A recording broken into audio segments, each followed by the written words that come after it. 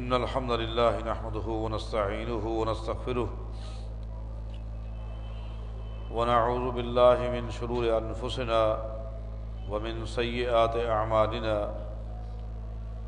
من يهده الله فلا مضل له ومن يضلل فلا هادي له وأشهد أن لا إله إلا الله وحده لا شريك له وأشهد أن محمدًا عبده ورسوله أما بعد فإن خير الحديث كتاب الله وخير الهدي هدي محمد صلى الله عليه وسلم وشر الأمور محدثاتها وكل محدثة بدعة وكل بدعة ضلالة وكل ضلالة في النار أعوذ بالله من الشيطان الرجيم بسم الله الرحمن الرحيم هو الذي أرسل رسوله بالهدى ودين الحق ليظهره على الدين كله وكفى بالله شهيدا۔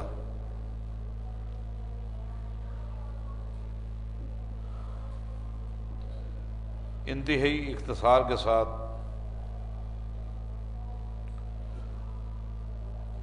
دو قوموں کا آپ کے سامنے تقابلی جائزہ پیش کرتا ہوں۔ ایک مشرکین مکہ ہے اور دوسری طرف قوم یہود ہے۔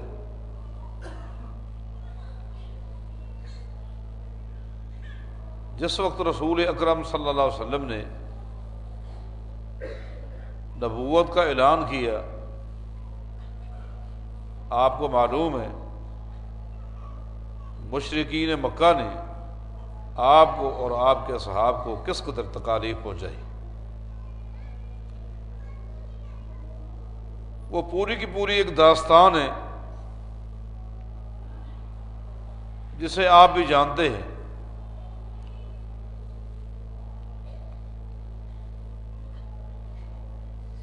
کوئی موڑ ایسا نہیں تھا جہاں آپ کو سکون اور راحت کے لمحات میسر ہوئے ہو۔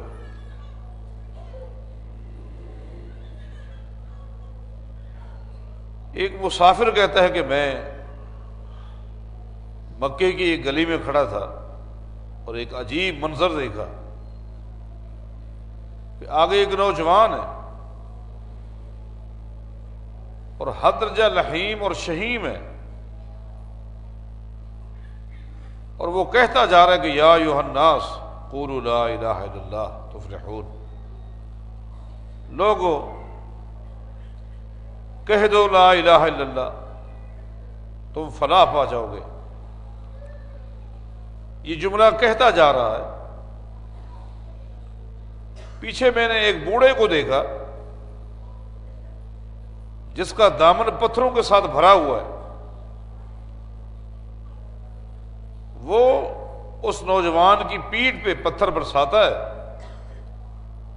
اور 7 لوگوں سے کہتا ہے کہ یا ایھا الناس لا تصدقوہ فإنہ کذاب، او لوگو اس کی بات کی تصدیق مت کرو، یہ تو جھوٹا آدمی ہے۔ میں نے اس نوجوان کی استقامت کو دیکھا، صبر کو دیکھا کہ پتھر کا جواب پتھر سے وہ نہیں دے رہا، حالانکہ اتنا لحیم ہے۔ اس کا ایک ہی تھپڑ اس بوڑھے کے لیے موت اور اجل ثابت ہو سکتا ہے۔ میں نے لوگوں سے پوچھا یہ نوجوان کون ہے، یہ بوڑھا کون ہے؟ مجھے بتایا کیا کہ آگے نوجوان جو جا رہا ہے یہ محمد ہے صلی اللہ علیہ وسلم، اور پیچھے بوڑھا یہ اس کا سگا چچا ابو لہب ہے۔ اندازہ لگا یہ کیسا صبر ہے۔ آپ سجدے کی حالت میں اونٹ کی اوجڑیاں آپ کے پیٹھ مبارک پر رکھ دی گئی۔ آپ کے اصحاب کے ساتھ کیسا ظلم ہوا؟ سیدنا بلال رضی اللہ تعالیٰ عنہ کے پاؤں میں اور کبھی گلے میں رسیاں ڈال کر یہ رسی اوباش قسم کے لڑکوں کے حوالے کر دی جاتی اور وہ مکے کی گلیوں میں سیدنا بلال کو گھسیٹتے رہتے۔ کبھی آگ کی چنگاریوں پر لٹا دیا جاتا، ان کے جسم سے نکلنے والے خون سے وہ آگ بجھتی تھی۔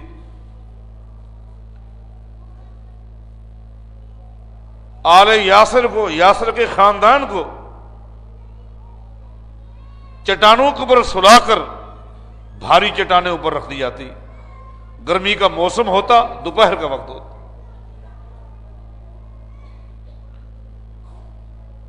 سیدہ سمیہ کے کپڑے اتار کر تیروں کی بارش برسا کر شہید کر کے رکھ دیے۔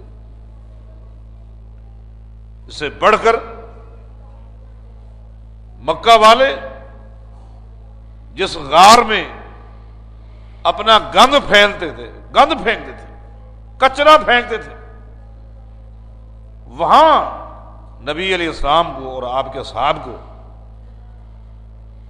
ایک جیل کی شکل دے کر بند کر دیا گیا اور مقاطع کر دیا، سوشل بیکاٹ، اور انتظار میں رہے کہ یا تو چیخ کر واپس باپ دادا کے دین پر آئیں گے یا یہیں مر جائیں گے۔ کیا استقامت، کیا صبر، اور 3 سال ایسا رہا، 3 سال۔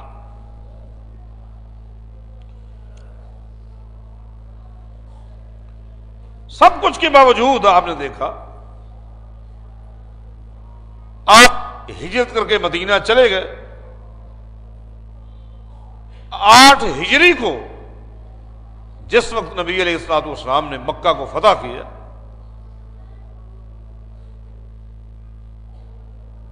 تو پہلا جملہ آپ نے کیا ارشاد فرمایا؟ او مکہ والو، جبکہ ان کا رواں کب کپا رہا ہے کہ آج کیا بنے گا۔ ماضی کے ظلم اور ستم اور استبداد کی کہانیاں ان کی آنکھوں کے سامنے تھی۔ ان کے ذہن میں یہی تھا کہ آج محمد صلی اللہ علیہ وسلم ہمیں چن چن کر کیما کر کے رکھ دیں گے، لیکن نبی علیہ السلام نے فرمایا کہ لا تثریب علیکم اليوم فاذهبوا فانتم الطلقاء، کوئی انتقام نہیں، جاؤ، میں نے سب کو معاف کر دیا۔ یہ ہے مشرکین مکہ۔ دوسری طرف ہم دیکھتے ہیں مدینہ کے یہودیوں نے صرف ایک زیادتی کی، مشرکین مکہ کی زیادتیوں کے انبار ہیں، انبار، معاف کر دیا، کوئی انتقام نہیں ہے۔ مدینہ کے یہودیوں نے ایک زیادتی کی، صرف ایک زیادتی۔ وہ زیادتی کیا تھی؟ نبی علیہ السلام کے ساتھ میثاق کر لیا، جس کو میثاق مدینہ کہتے ہیں، کہ تیسری طاقت جو بھی ہم میں سے کسی ایک پر حملہ آور ہوگی، مسلمانوں پر یا یہودیوں پر، ہم نے مل کر مقابلہ کرنا،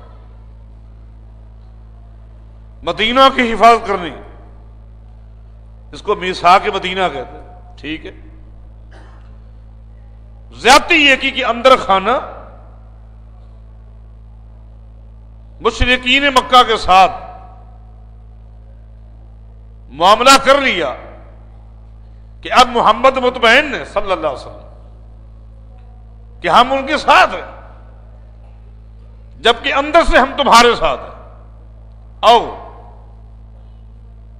اور مدینہ کی اینٹ سے اینٹ بجا دو۔ ان کو صفحہ ہستی سے مٹا دو، ہم تمہارے ساتھ۔ اور آپ کو معلوم ہے کہ وہ واقعہ پیش آ گیا، وہ چل پڑے، خندق کھودی گئی جس کو غزوہ خندق کہتے ہیں۔ 22 دن تک یہ مارکا رہا، 22 دن تک، جس کا ذکر اللہ نے قرآن کریم میں کیا۔ عثمان نہتے ہیں، تعداد میں کم میں، غیر مسلح ہیں، اللہ تعالیٰ کی نصرت ایسی آئی، کئی ہزار فرشتے جنگی لباس میں اللہ تعالیٰ نے بھیج دیے، اور ادھر سے اللہ تعالیٰ نے ایسی ہوا چلائی کہ مشرکین کے خیمے اکھڑ گئے، نظر ہی نہیں ہے، اور مسلمانوں کے خیموں کو ایک جھونکا بھی نہیں لگا۔ یہودیوں کی اس زیادتی کا علم ہو گیا، ایک زیادتی۔ نبی علیہ السلام جب اپنے گھر پہنچے، صحابہ کرام اپنے گھروں میں پہنچ گئے، معاملہ ختم ہو گیا، تو ایک دم جبریل علیہ السلام آ گئے اور آ کر کہتے ہیں کہ اے اللہ کے رسول صلی اللہ علیہ وسلم، آپ نے جہادی لباس اتار دیے؟ جی ہاں۔ جبریل نے کہا کہ جو فرشتے آپ کے ساتھ غزوہ خندق میں شریک تھے ابھی تک وہ جنگی لباس میں ہیں، اور اللہ نے مجھے آپ کے پاس بھیجا ہے کہ جن یہودیوں نے آپ کے ساتھ زیادتی کی ان کو کیفر کردار تک پہنچا کر آئے۔ آپ نے صحابہ کرام کو جمع کیا اور یہود کو ان کے انجام تک پہنچانے کے لیے، ترغیب دلانے کے لیے نبی علیہ السلام نے ایک ہی جملہ ارشاد فرمایا کہ من کان منکم یؤمن باللہ والیوم الآخر فلا یصلین صلاۃ العصر عند بنی قریظہ، تم میں سے جو اللہ پر ایمان رکھتا ہے، آخرت پر یقین رکھتا ہے، اس کو چاہیے آج یہودیوں کی بستی بنو قریظہ میں عصر کی نماز جا کے پڑھے۔ وہاں پہنچ گئے، ان کی ہوائیں اکھڑ گئے،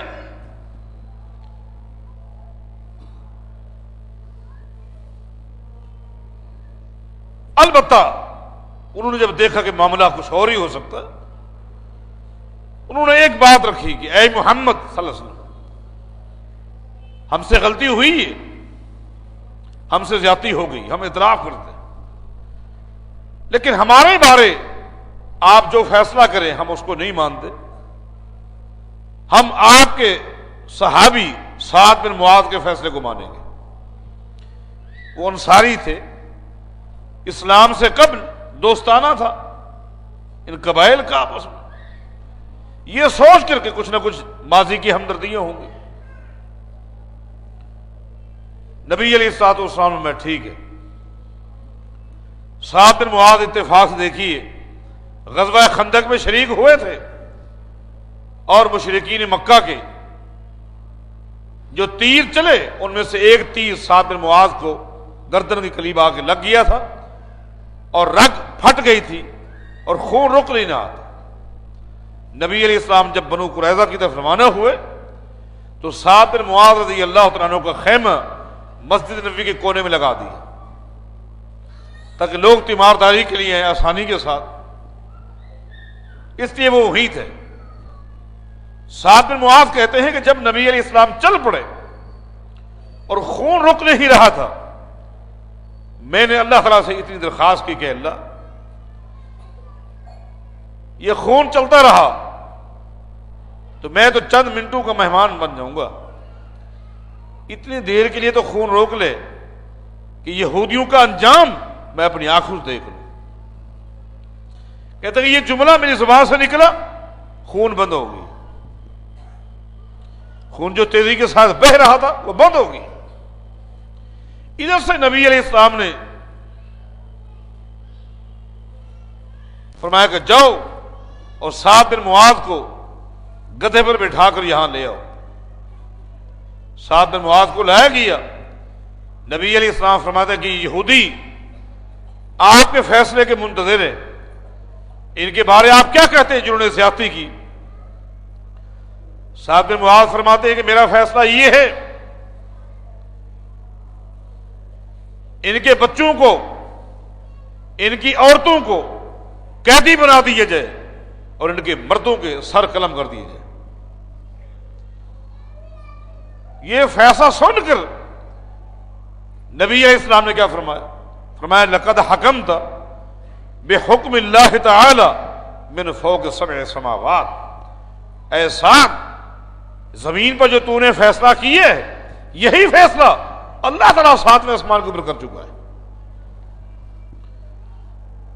یہودیوں کے سر قلم کر دیے گئے، ایک ہی دن میں 700 یہودیوں کی گردنیں جدا کر کے رکھ دی گئی۔ سوال یہ ہے، مشرکین مکہ پوری زندگی زیادتیاں کرتے رہے، ظلم کرتے رہے، ایک ہی جملے میں ان کو معاف کر دیا، اور یہ فیصلہ سعد بن معاذ کا نہیں تھا۔ نبی علیہ السلام کو فرما دینا کہ ساتویں آسمان کے اوپر اللہ یہی فیصلہ کر چکا ہے، تو گویا یہ فیصلہ کس کا تھا؟ اللہ تعالیٰ کا۔ وہاں بھی فیصلہ اللہ کا تھا، اس لیے اللہ کے پیغمبر کا حکم اللہ کا حکم، اللہ کے نبی کا فیصلہ اللہ کا فیصلہ۔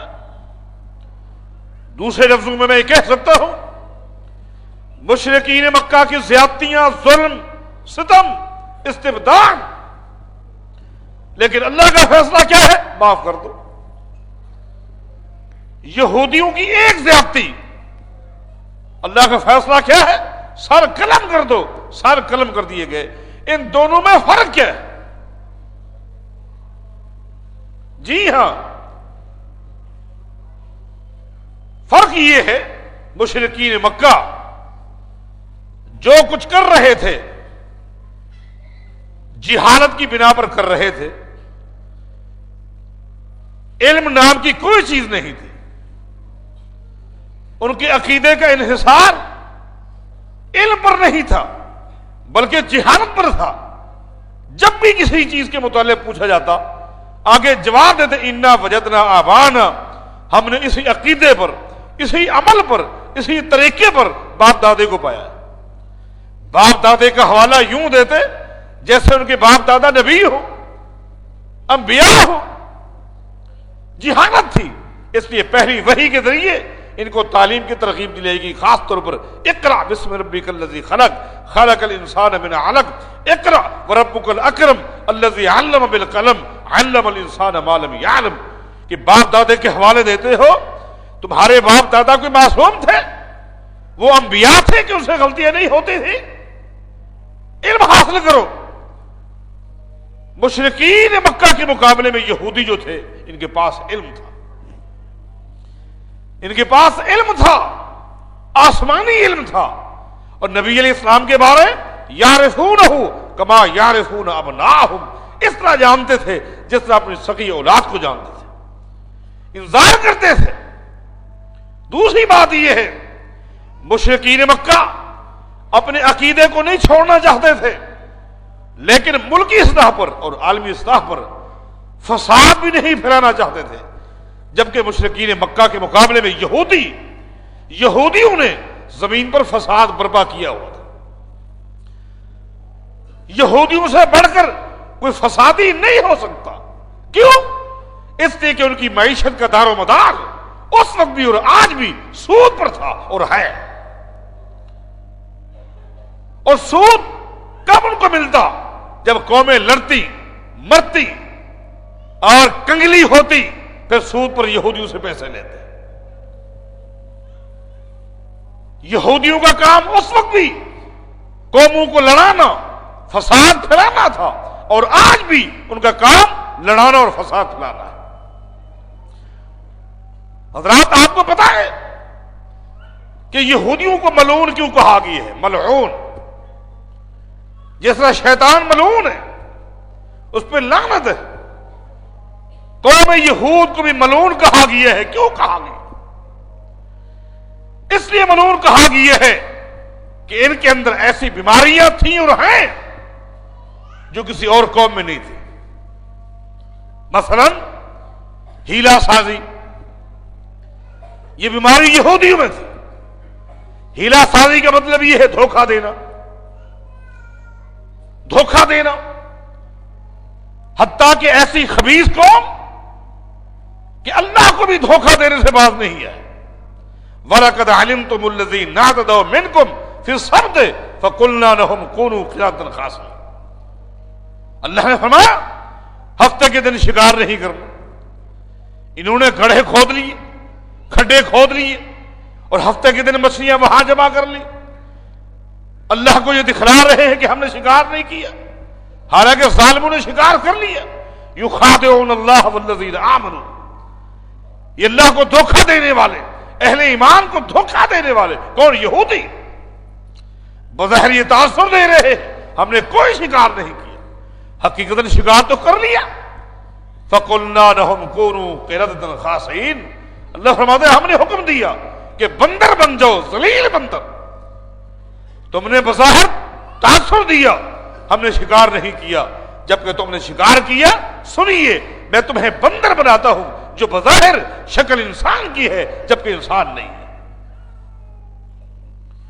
یہودیوں کے اوپر پھٹکار اس لیے بھی ہے، یہودی قوم اس لیے بھی ملعون ہے کہ زمین پر سب سے زیادہ بے غیرت، ننگی اور دیوس قوم یہودی قوم ہے۔ ان میں غیرت نام کی کوئی چیز نہیں۔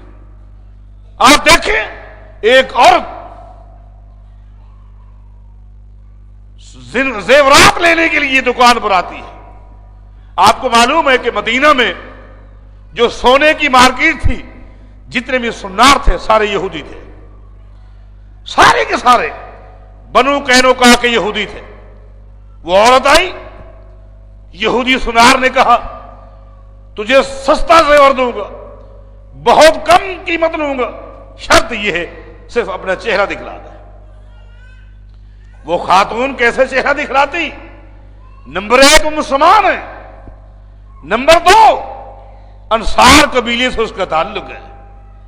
انصار قبیلے کی عورت مسلمان اور اپنا چہرہ دکھا لے، بے نقاب ہو، ممکن ہے؟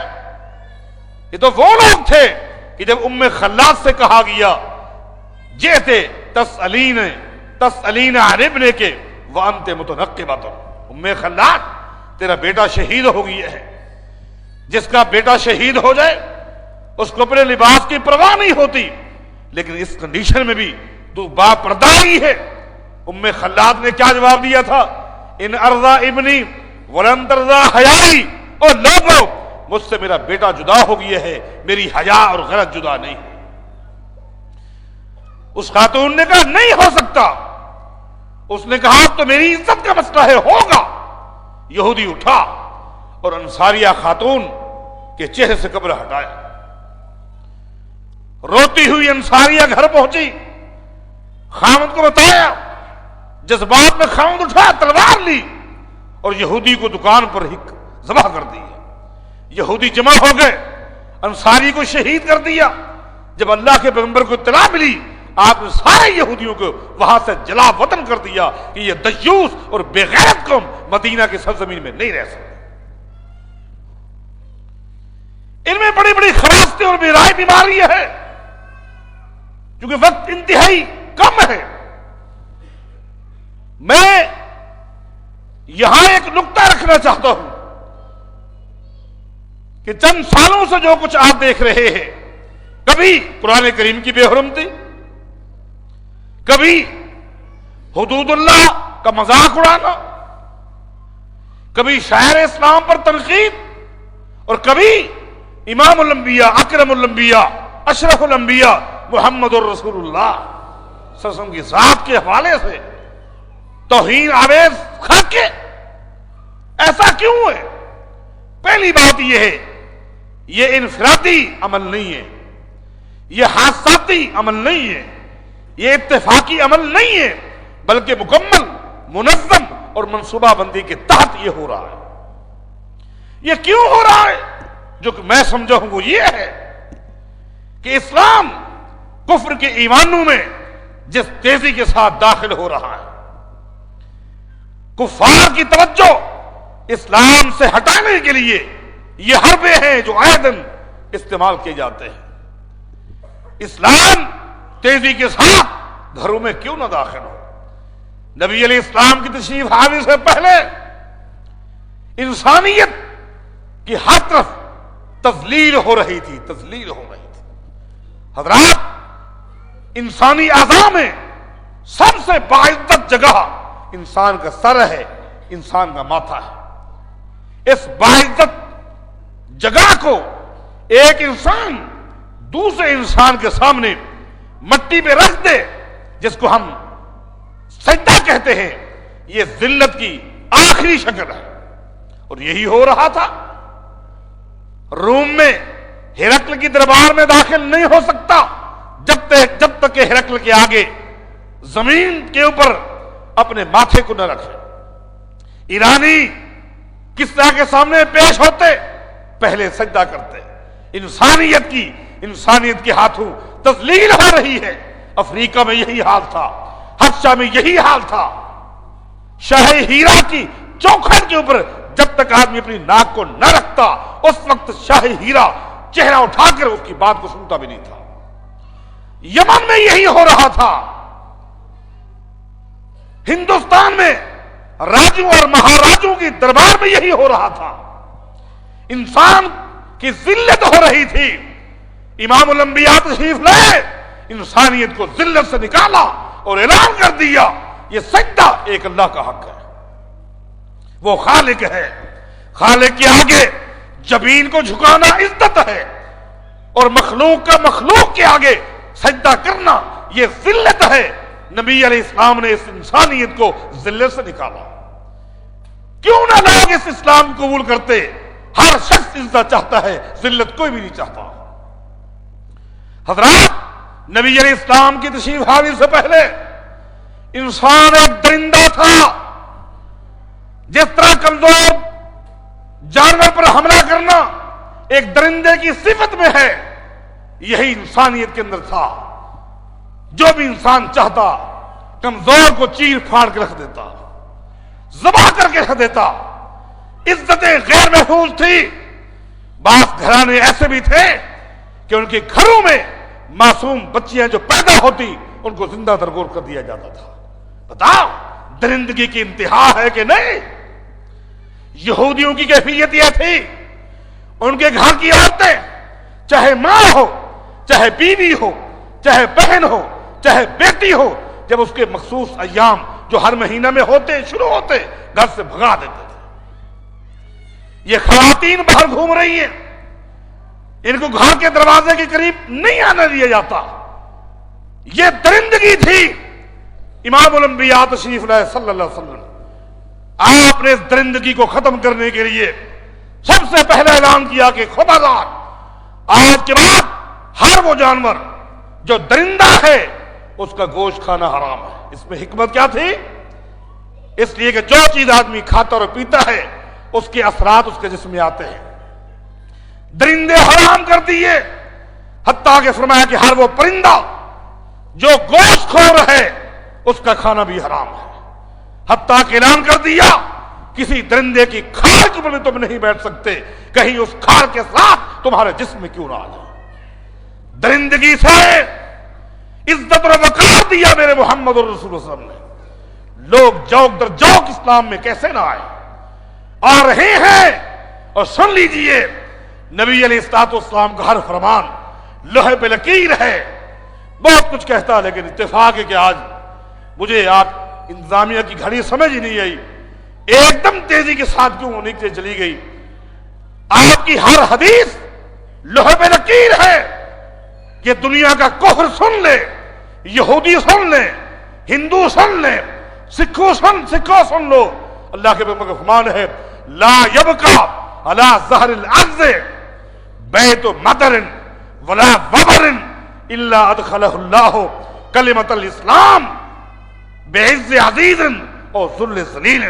فرمایا لوگوں ایک وقت آنے والا ہے کہ زمین کی پشت پر کوئی ایک گھر ایسا نہیں ہوگا، چاہے وہ گھر کچا ہو یا پکا ہو، شہر کا ہو یا دیہاتی ہو، گھر ہو، لیکن ہر گھر میں اللہ تعالیٰ اسلام کو ضرور داخل کرے گا.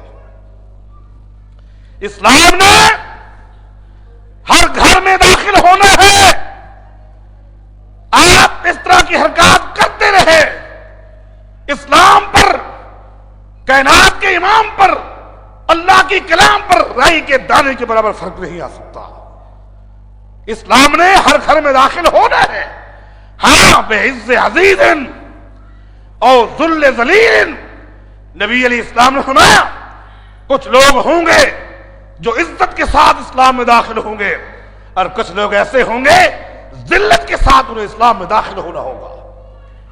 کچھ عزت کے راستے سے آئیں گے، کچھ ذلت کے راستے سے آئیں گے، لیکن زمین پر موجود کچا گھر بھی نہیں بچے گا جہاں اسلام داخل نہ ہو. اور تیزی کے ساتھ یہ اسلام داخل ہو رہا ہے. ہاں یہاں ہمارے لیے ایک لمحہ فکریہ ہے کہ اس طرح کی خبیث نازیبا حرکات کو دیکھ کر سن کر ہمیں کیا کرنا چاہیے. ہم نے ان کفار کے کلچر کا بائیکاٹ کرنا ہوگا، ان کے ساتھ سوشل بائیکاٹ کرنا ہوگا. آج مسلمانوں کی کمزوریوں سے فائدہ اٹھا کر اس طرح کی خباثتیں اور حرکات کی جاتی ہے. آج کا مسلمان اس کو تہذیب اچھی لگتی ہے تو یہود و نصارہ کی، کلچر اچھا لگتا ہے تو یہود و نصارہ کا، لباس اچھا لگتا ہے تو یہود و نصارہ کا، حجامت اچھی لگتی ہے تو یہود و نصارہ کی، کھانے پینے کا انداز اچھا لگتا ہے یہود و نصارہ کا، خوشی غمی کا انداز اچھا لگتا ہے یہود و نصارہ کا. نبی علیہ السلام کی ذات سے اگر محبت کرنی ہے تو آپ کی سیرت کے ساتھ بھی محبت کرنی ہوگی، اس کو بھی اپنانا ہوگا. اور عالمی سطح پر مسلمان حکمرانوں کی بھی ذمہ داری ہے اپنے اندر اتحاد پیدا کریں. اور اللہ نے آپ کو قوت بھی دی ہے، اللہ نے آپ کو افرادی قوت بھی دی ہے، مالی قوت بھی دی ہے، اور سب سے بڑھ کر یہ ہے اہل اسلام کے ساتھ اللہ کا ہاتھ ہے. وَأَنْتُمُ الْأَعْلَوْنَ إِن كُنتُم مُؤْمِنِينَ. شرط یہ ہے کہ تمہارے اندر ایمان آ جائے، شرط یہ ہے تمہارے اندر غیرت آ جائے. پھر کیا ہے؟ اللہ فرماتا ہے کہ وعدہ ہے ہر موڑ پر عزت تمہیں دوں گا، غلبہ تمہیں دوں گا. ہمیں اپنی ذمہ داری کا بھی احساس کرنا ہے. اللہ ہم سب کو توفیق عطا فرمائے.